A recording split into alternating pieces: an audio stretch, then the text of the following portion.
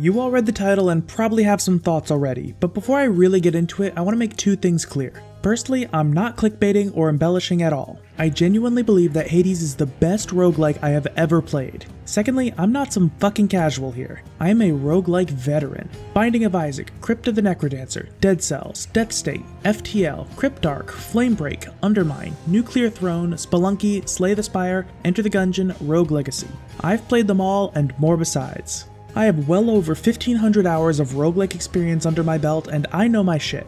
All of those games I just mentioned are great and I'd recommend any of them in a heartbeat, but Hades is better. And for all one of you in the audience who don't know what a roguelike is, the Cliff Notes version is it's a game that has 3 systems as a part of the core gameplay loop. First is procedurally generated levels. While individual elements of the game may be handcrafted or predetermined, things like the room-to-room level design, what items or enemies you encounter, and map layout is random, or at least semi-random. The second is permadeath. When you die, the run is over and you have to start over again from the beginning. The third system is that when you start a new run, it's re-randomized, so you always have to be ready for anything. So I kinda slept on Hades while it was in early access. I heard about it, saw a video or two about it, said, oh, that looks kinda decent, and then promptly forgot about it. Fast forward a few months and I see videos from Design Doc, Snowman Gaming, and Jim Sterling in short succession all offering unilateral praise for Hades, with the latter two even declaring it their 2020 Game of the Year. At that point, I realized there might just be something special here, so when it went on sale, I snapped it up to see for myself what the hype was all about. I fucking love this game. I was immediately hooked, like I'm considering taking up crack as an alternative. I haven't been so immersed in a game in years. So I did what I always do when I play a game and know I've got to make a fucking video. I asked myself, why do I love this game so much? What about Hades makes it so special? Well, everywhere I looked there was something to be praised. Plenty of other YouTubers have already made videos about things like how it incorporates a lot of player choice, how the combat system is easy to learn with a lot of room to grow, how you never have a dud run where you just want to reset and try again. And just from casual observation, I can see well-designed enemies and bosses, beautiful art and music, great voice acting, and a lot of great variety to keep you coming back. But I don't think any of that really explains why I love Hades so damn much. Having all these individual aspects be of a high quality definitely goes a long way, but realistically, I'm just describing a good game. Maybe even a great game, but not anything particularly special. The other roguelikes I've mentioned have a lot of these same qualities, but they just don't have what Hades has. So let's look at the big picture. There are 3 big overarching systems that make up Hades: story, gameplay, and progression. I think it's how these 3 systems interact and weave together that make Hades greater than the sum of its parts. So here's how I'm going to do this. I'm going to quickly give a rundown on the basics of each of these 3 things before going into how they all mingle together. Firstly, there's the story. Hades has a much more involved and continuous story than most roguelikes. Typically speaking, a roguelike will give you a core premise to work with and may have additional story elements be revealed as you reach certain milestones. Basically, it gives you a reason for doing what you're doing. But Hades does it differently. The premise of the game is that you are Zagreus, son of Hades, the Greek god who rules over the underworld. Zag isn't happy about things, so he aims to make his way to the surface. Since he's the prince of the underworld, every time he dies, he just goes right back to the House of Hades. Pretty simple stuff overall. It explains your purpose and gives an in-universe reason for why you can keep dying and restarting. But because of the fact that Zagreus doesn't actually permanently die, it allows Hades to have a story that continually progresses despite the protagonist literally getting killed a bunch of times. And the way it does that is the House of Hades effectively acts as a hub world. There are a variety of characters from Greek mythology scattered throughout and you can talk to them to get story content. Sometimes it's major stuff that impacts your overall perception of the game, but sometimes it's just fluff. There are also a number of side storylines as well. I'm not going to go too in-depth for spoiler reasons, but at one point you see that Hypnos, god of sleep, has been underperforming in his responsibilities. Partly because he's falling asleep all the time, and partly because he's bad at organizing his priorities. Over time, and after numerous conversations with both him and others, he starts to improve and figure out an organization strategy that works for him and others start recognizing him for it. This is just one of many similar storylines. Most of the NPCs have these little side stories that get uncovered as you play. Again, I know I'm being extremely vague, but that's deliberate. And one thing about this story system is that it helps you grow more invested in the lore as a whole as you go on. As you keep playing, you start to learn more about the main story, which does quickly become more significant, as well as each of the characters in the underworld. In turn, the world itself becomes more engaging. Furthermore, since there is an absolute ton of unique dialogue, and generally speaking you have to attempt to run before unlocking more, After every run, you can expect something new from the House of Hades. Seriously, I've got almost 90 hours of playtime already, and I still have not had a single run with no unique dialogue. Hell, one of the bosses even gave me a bit of unique dialogue when I encountered her after having beaten her 50 times. While other roguelikes have their own stories with varying levels of importance, Hades puts much more of an emphasis on it. Plus, I think this drip feed tactic synergizes very well with the roguelike genre. After all, the whole point of roguelikes is that you play them over and over again, throwing yourself at the game until you master it. So getting story content designed with that in mind is a great way of doing things. Now about that gameplay. Hades is an isometric brawler, mostly melee focused but with some mid-range options. You start out with just a sword, though as you play the game you'll unlock a spear, a bow, a shield, a machine gun, and your mother's favorite, the twin fists. Like how many roguelikes let you choose a character at the start of each run for some variety, in Hades you choose a weapon, each of which plays differently. As mentioned earlier, this is a roguelike, but instead of the more common exploration-focused system where you have to traverse the map in search of the boss, Hades will simply place you in a room, you clear the room, get a reward, and then move on to the next in a straight path. Repeat until you reach the boss. It's worth noting that you'll always have 1 to 3 paths from each room, and they'll show you what the next room's reward is, which can be anything from more max health, a shop, various upgrades and boons, money for the shop, or currency for use at the House of Hades. More on that later. Most of these rooms are just a standard kill all enemies type of deal, though there are some rooms that switch things up, like one that just requires you to survive against an infinite horde for a certain period of time, or one where you try to kill more enemies than Thanatos, god of death, for an additional health upgrade. You'll also unlock several optional challenges as you play the game, such as chests which give rewards based on how fast you can clear out some enemies, or these portals which will grant you big rewards but only if you can clear the room without taking damage, or even fishing spots. But overall, the focus is on the room-to-room experience. There's no real exploration, no backtracking. After a certain number of rooms, you'll encounter a boss. These guys, as you might expect, come with a host of unique attacks and a sizable pool of health. I'm not going to go too in-depth on these guys, but suffice it to say they're very well designed and tough, but fair. Clear the boss and you move on to the next zone. There are a total of 4 zones, and once you clear the final boss, you win the run. When it comes to combat, the general idea is that things are very high octane with a lot of mobility and options. As a baseline, aside from your standard movement and attack, you have a cast which fires out this little crystal that lodges into enemies, a special ability which varies by weapon, a dash which can either be done alone for some invincibility frames or comboed into a dash strike, and the spear and shield each have a charge attack which you can use by holding down the attack button. So as you can probably tell, you have a lot of ways you can go about these different fights, and I personally love it.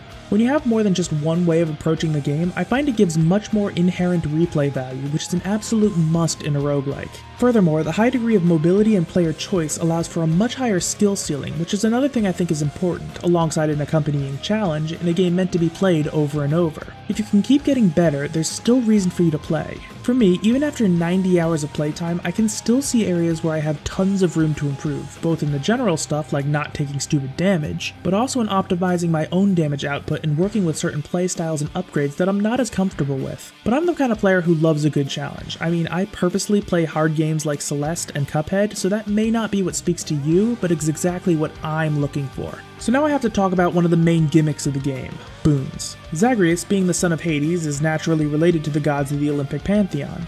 They only recently discovered he exists, so they're kinda hyped to have him join them and offer their aid in the form of various power-ups. One of the rewards you can get in each chamber is this big ball of light with a symbol on it relating to one of the gods. Grab it and you'll be given a choice of 3 unique power-ups known as Boons. Note that each god has a unique set of boons with absolutely 0 direct overlap. They can be standard things like powering up one of your attacks with an additional effect, to completely unique passive abilities like Dionysus' Positive Outlook, which makes you take reduced damage at low health. Or even something that completely changes one of your abilities, like how Demeter can change your cast from a standard projectile into a sort of turret that fires a laser beam. Each god has their own consistent theme with their power-ups. Zeus is focused on lightning, and a lot of his boons will add a chain lightning effect to your abilities. Poseidon is focused on water and waves. Many of his boons give your abilities knockback effects. It makes it so each run is substantially different from the one before it. You can't significantly control which gods will appear, and a lot of times I find that I end up crafting my entire build around the first couple boons I come across, depending on which weapon I'm using, of course. This leans into 2 concepts I already mentioned. Since you're given a choice of 3 boons every time, there's a heavy element of player choice there. Even though RNG still factors heavily into your runs, you still feel mostly in control. And there's also the massively high skill ceiling. And I think these boons do a lot to raise the skill ceiling, which appeals to players like me, while also not raising the skill floor, which makes the game more accessible to new players. See, with very few exceptions, every boon acts as a direct upgrade, even though they're varied in what they do.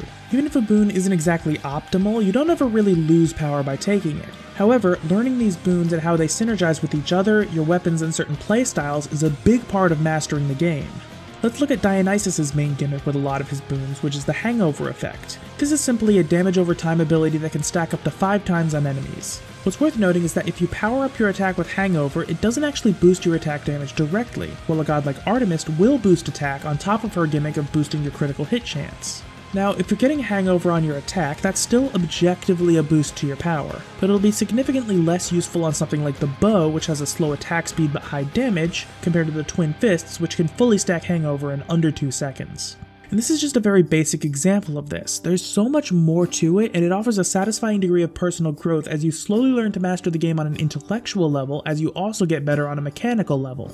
So as you're playing the game, you'll come across a few different kinds of currency. The main one you'll see is obols, which are the standard shop currency. Spend it for cool shit at the shop, but you lose it all when the run ends. You know, like most roguelikes have. The other currencies all actually carry over, but can't be used in the run, only in the House of Hades, which leads to the final system, progression. There are actually a lot of currencies you can get in your gameplay, but they do in essence break down into 2 categories. The first is Darkness, which is primarily used as your main means of upgrading Zagreus. You can get boosts like a second dash, bonus backstab damage, or free revives in every run as you spend Darkness over time.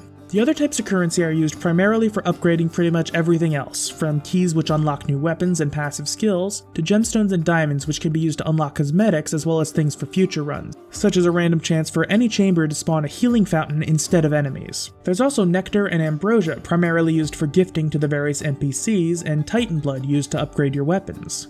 Now, while there are a bunch of different currencies here, each with their own unique identity, they can actually be viewed more accurately on a tier system. This is because there's an NPC called the Wretched Broker, which lets you basically exchange these currencies for ones of a higher tier. So if you use the Broker's exchange as a guideline, the currencies from lowest to highest are gemstones, keys, nectar, diamonds, ambrosia, titan blood. Now the most important thing to note is that if you want to max everything out, even just non-cosmetics, you'll need a lot of this currency. A long time ago, I explained in a video that we as humans love completing tasks and getting rewarded for said tasks. And the way Hades structures its progression system, or rather its multiple progression systems, means you'll be spending quite a long time working towards building up the required currency for rewards that are honestly quite reasonable on an individual level. So the most abundant of these outside currencies is gemstones, which are used at the house contractor. You spend them on upgrades which can make future runs a little bit easier by unlocking things like the aforementioned fountain chance. But you can also unlock a quite frankly ludicrous number of cosmetics for the House of Hades. You can add fireplaces, rugs, drapes, paintings, and much more besides. I'm still working my way through these unlocks myself, and it's exciting whenever I can grab new ones. And I know I touched on it earlier, but another thing that features is gifting and relationships. You can slowly build up a bond with most of the named NPCs, including the Olympian gods you'll meet on your runs. This is done by giving them nectar, which can be obtained fairly rarely in your runs, and by fairly rarely, I mean I'll usually see 1 or 2 per full run.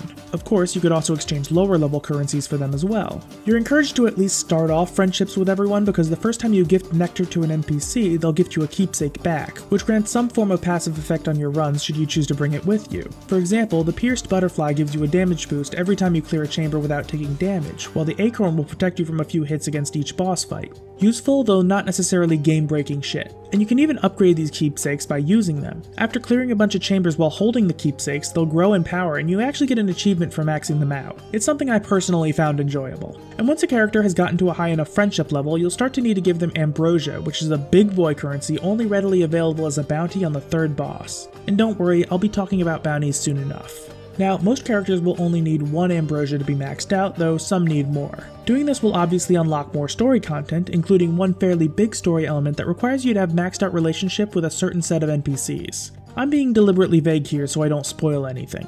But you can also get a special reward from some of these NPCs at a high enough friendship level, which itself can be upgraded with more ambrosia, which I find pretty awesome. And then there's Titan Blood, a currency you can get via 2 bounties. Again, more on those later. These are used to upgrade your weapons and unlock alternate forms of these weapons. These alternate forms will change up your gameplay, usually not a significant change except for some secret forms that I won't spoil for you. This of course adds more of that variety that I mentioned earlier, but it also adds another direct use for resources. And on top of all that, there are a couple of late game resource sinks, so if you get hardcore addicted like me, there's still stuff to work towards for a long time. In particular, one feature that gets unlocked after completing all the mainline story content sinks your resources, mostly darkness, and gives you a little icon next to your health bar that you can keep upgrading for a long ass time. It's not really a big thing, but it's nice to know that even in a failed run, the resources I gather still have a use despite having already unlocked all the gameplay altering upgrades. The general philosophy of Hades seems to be you can always keep getting new fancy shit, and I kinda love it.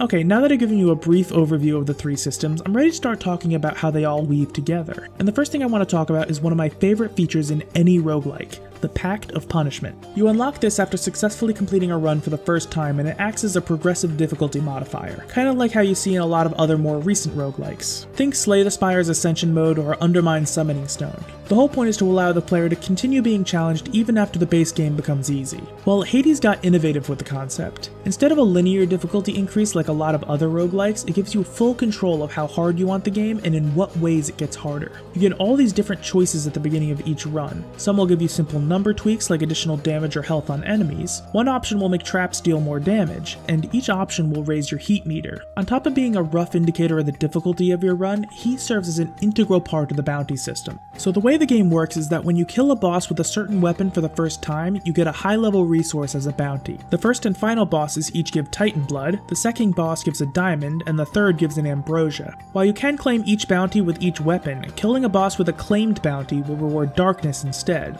Great if that's what you need, but not great if you're trying to upgrade your weapons and need that Titan Blood. That's where the Pact of Punishment comes in. If you raise the heat level, the bounties get reset, allowing you to claim them again. Beat the game at the required heat level or above, and you're allowed to repeat the process, except that the heat requirement will be raised. Each weapon is tracked separately and the heat requirements cap out at 20, after which you can't claim any more bounties for that weapon. This means that you can claim a total of 21 sets of bounties per weapon. I fucking love this system. It gives you an insane amount of control and lets you up the difficulty at your own pace while still pushing you to make your game just a little bit harder. Furthermore, you can actually do what other games restrict. If you want to max out the challenge early on, you can. I mean, you'll probably get your ass handed to you, but you can absolutely attempt a 50 heat run as soon as you unlock the Pact. This is nice for if you feel like you're ready for a bigger challenge early on, so it's not like Slay the Spire where you have to progressively unlock each new level of Ascension. Plus, you get to experiment with different combinations of modifiers, so 2 runs at identical heat levels could be wildly different from one another. And I really do like how this is the single most consistent way to get Titan Blood, as well as diamonds and ambrosia. While upgrading your weapons isn't strictly mandatory, it definitely helps. Furthermore, diamonds are used for some of the more expensive house upgrades, including a few that you'll really want. And ambrosia is needed to max out the friendships. You'll be going through a lot of everything, and the Pact helps you keep up the challenge while also working towards these goals. And while the Pact of Punishment encourages you to keep upping the difficulty, there are other systems that just encourage you to keep playing and changing things up. Most notable of these are the Dark Thirst mechanic and the Fated List of Minor Prophecies. Dark Thirst is really simple. Every run, a random weapon will have its dark aura around it. Play with that weapon, and whatever darkness you collect will be worth 20% more, and you can later upgrade this to make gemstones also worth 20% more. This encourages variety. I find that in other roguelikes where you choose a playstyle at the start of the run, I have a tendency to just spam a single character over and over until I finish whatever objective I have with that character, whether it's just beating the game or getting various unlocks for that character. While this isn't always a problem if I'm really into the game, it can definitely lead to burnout. With Dark Thirst, I never use the same weapon twice in a row, and since there are a lot of upgrades that require darkness and gemstones, I have every reason to keep utilizing it in every single run. The Fated List of Minor Prophecies effectively acts as an in-game achievement system. Once you unlock the list, which you'll do very early on, you'll have a list of tasks to complete. Complete them and you'll get a reward of various resources. Sometimes it's hardly anything, like a few hundred gemstones, but sometimes it's diamonds, and there's a few prophecies worth 10 plus ambrosia or Titan Blood. This acts in part to keep you interested in playing the game to keep working towards these prophecies. It also serves as an incentive to chase minor story side content. For example, Ares has unique dialogue when you talk to him after killing 10,000 enemies total. There's a point where Poseidon mentions that he doesn't like the third boss, so you're rewarded for beating it with extreme measures and talking to him again. But another thing it does that I think is really cool is it has prophecies for all the various gods and weapons that essentially goes like this. Collect every boon/upgrade for this particular god/weapon at least once. Now, as an aside, in your runs, if a boon or upgrade is something you need to collect for a prophecy, it'll have a little icon next to it, which is such a nice quality of life feature. But what these prophecies do is they encourage you to try out every single boon and upgrade. There have been times when I've been playing a game and I completely ignore features because they either look like they're bad on paper or they can only really be utilized via a playstyle I'm uncomfortable with. When Hades makes me take these boons I might otherwise pass up, it forces me to experience these alternate ideas. For a specific example, one of my bad habits in Hades, which I'm working on, is that I tend to not use my weapon's special abilities and my cast ability to their full potential, instead relying on my standard attack. Well, when I picked up an upgrade that gave my spear's special increased power and an AoE effect, it was pretty damn powerful, especially when combined with a special boosting boon. It made me completely rethink how I was using the spear, and it made me a better player for it. Dark Thirst, the Fated List of Minor Prophecies, and the Pact of Punishment serve as an incredible means of both encouraging you to keep playing as well as encouraging you to keep changing things up, which I think goes a long way towards fostering that replayability that is so crucial to the roguelike genre. But if we take yet another step back, what is the core, well, not even the core gameplay loop, but the core experience loop of Hades? Ultimately, it goes like this: uncover story, start a run, push your limits, unlock new shit, repeat.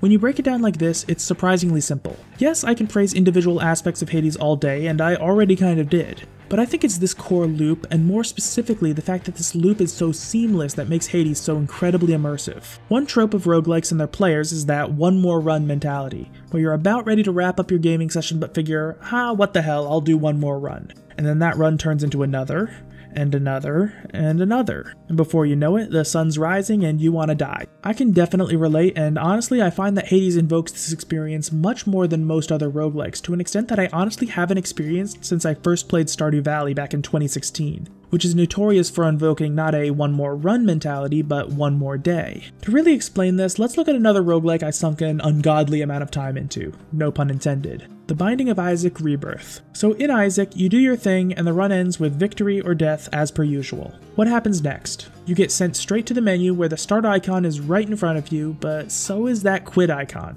While the game is incredibly fun and addicting, it's not all that hard to set that point in between runs to call it for the day. Here's what happens in Hades. The run ends and Zagreus steps out from the pool of sticks into the house of Hades. No menus, no quit button. You're just thrown back into the hub world. Oh hey, looks like Hypnos has some new dialogue for me. Oh well, I see Cerberus and I can't just not pet the doggo. Oh look, now I've got to walk past the house contractor. Better check to see what I can upgrade. Ooh, new goodies can spawn in game. Oh, there's the wretched broker. Better check to see if the special deal is any good. Okay, Zag's room is right there. Let's go turn in that prophecy I finished last run. Oh, and there's the mirror. Let's spend a bit of darkness. The door to the courtyard is right there. Let's just walk out so it saves my progress. Oh, that weapon with the Dark Thirst is fun. Oh shit, I meant to quit out right after getting out of the pool. Oh well, I'm right here. I can afford to do one more run. As I mentioned earlier, there is a lot of story content to Hades, and it's all very charming and fully voice acted. I mean, when I see that exclamation mark icon that tells me a character has new unique dialogue for me, I want to check it out. And because these characters are spaced out a bit, they act like a trail of fucking breadcrumbs to lead me right back into the courtyard where that gate to start the next run is staring me down. Because there's no clear break in the experience like there is in other roguelikes, combined with the drip feed of genuinely engaging story content, with interesting, unique characters and an overarching plot that drew on existing Greek mythology but took just enough creative liberties to keep you guessing, it just sucks you in. And of course, it's all held together by the incredibly tight gameplay and the satisfying level of challenge that never leaves you feeling like there's nothing left to learn, combined with a progression system that always keeps you pushing for the next bit of goodies. Hell, even the best Hades players out there are still getting consistently challenged by what the game itself can offer, meaning they don't need to self-impose any additional rule sets if they want a challenge, even at the highest levels of skill. I mean, if we go back to Isaac, there comes a point where you've pretty much got the game figured out and can just breeze through, and that was a big part of what eventually kind of killed my desire to keep playing. Getting to the point where there was no more significant challenge, coupled with the fact that by that point I had 100%ed the game, leaving me with no more meaningful goals to pursue, meant that there was really nothing keeping me playing. There are two main reasons I play any specific video game, those being challenge and goals. Take away those two things and even my favorite games start to become meaningless. Hades addresses both of these concerns and has things set up so that both of these metrics are practically infinite, or at least as close as you can get to it. On the progression side of things, while I've already unlocked everything that affects gameplay and a good chunk of cosmetics, I've still got a ways to go in upgrading all my weapon aspects. Plus, that late game resource sink I mentioned earlier will likely take me 500 plus hours on top of the time I've already invested if I ever eventually max it out. And on the challenge side of things, there will likely never be a point where there isn't a satisfying degree of challenge. Let me put it this way, there are incredibly skilled and dedicated players of Hades who have invested thousands of hours into the game. A fully empowered Pact of Punishment is 63 heat. That has never been done. The world record for highest unseated heat as of the 1.0 release is 56, and it's fucking ridiculous. It'll be linked in the description. I fully believe that Hades will always provide that satisfying degree of challenge that made me fall in love with games like Cuphead and Celeste. Hades excels in its individual aspects, many of which I didn't even talk about in this video. Shit, I could make an entire video on just the visual and gameplay design of the trash mobs, mini-bosses, and bosses, for example. Actually, I'm kinda tempted to do just that. Maybe. But on top of that, Hades excels as an overall experience. When you take a step back, everything comes together like a well-oiled machine, and it allows each of these individual sparks of brilliance to truly shine and build itself up to be more than just the sum of its parts. Hades is the best roguelike I have played to date, and honestly, it's a steal at full price. Go play this game. Thanks for watching. So as I was editing my last video, I crossed the 250 subscriber milestone and I was hype as fuck. I was gonna say thanks for 250 in this video, but the way my numbers are looking, there is a pretty good chance I'll hit 300 by the time this video's out, and that's just insane. I know these numbers may not seem like a lot, but it really is a big deal for me. I mean, in the past month, my channel has grown by over 20%, and I'm actually closing in on that 4,000 yearly watch hour milestone. And I'm just so incredibly grateful and humbled by all the support and the massive spike in growth I've been seeing. So thank you all from the bottom of my heart. If you enjoyed this video, don't forget to leave a like and subscribe if you want to see more. I've got some big ambitious videos planned, so make sure to check back in for that. Follow me on Twitter at adstweets for updates and memes, and keep a lookout for editing streams here on YouTube. Basically, if I don't have to keep it a secret and there's nothing NSFW in my recorded footage, I livestream my editing sessions. Once again, thank you very, very much for watching, and I'll see you next time. Play the electro swing.